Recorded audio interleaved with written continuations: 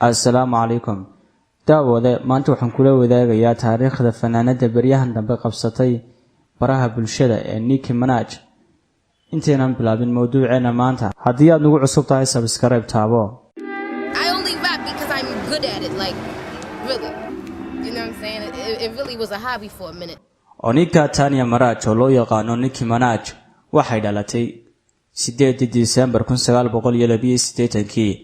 waxay la soo kortay qoys dhib badan oo ay dabeecad u ahayd isticmaalka daroogada kaasoo markii dambe dib iska bedelay. waxay ku dhalatay Caribbean, waxay u wareegtay New York iyadoo jirtay da'da 5 sano, waxaanay 5 jeer ka adkaatay carruurnimada si ay u noqoto mid ka mid ah fanaaniinta ugu caansan waqtigan iyo qarniyada dambaba.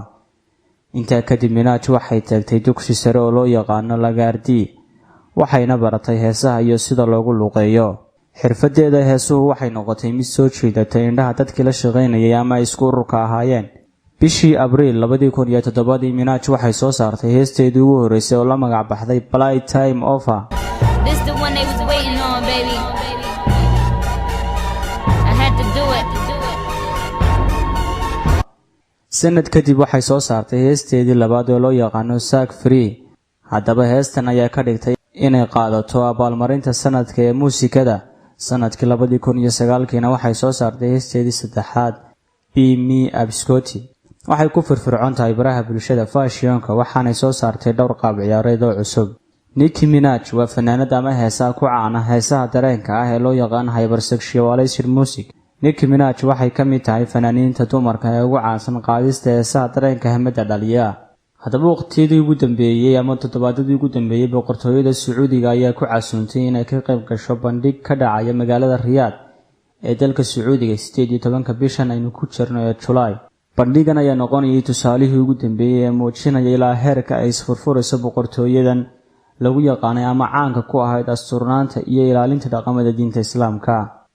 magaca Nicki Manaj ayaa hadalhayntiisa qabsaday baraha bulshada iyadoo ay dad badan ku ciyaarayeen wax dhacaya, balse qaar ka mid ah ayaa ku tilmaamay arrin aad u xun oo ka soo horjeeda dhaqanka iyo diinta Islaamka.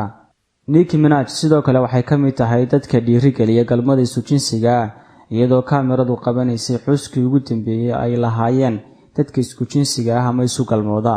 hadalhayn badan ayaa ka dhalatay casuumada la casuumay fanaanadan. su'aalaha ugu badan ee haddaba ay isweydiinayeen dadku waxay ahaayeen siday uga soo hor muuqan doontaa boqortooyadan lagu yaqaanay asturnaanta iyo ilaalinta dhaqamada diinta Islaamka, iyo sidoo kale maryaha ay xidhan doonto maadaama ay caan ku tahay xidhashada maryaha hoose ee dumarka oo kaliya. haddaba maxaa dhacay intaa kadib?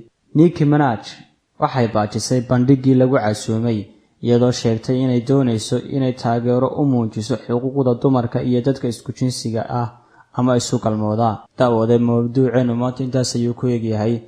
haddii aad nagu cusub tahay ku soo dhawow kanaalka Somali Show, subscribe saar isla markaana gambalaalka furo si aad ula socoto muuqaalada aan soo gelin doono.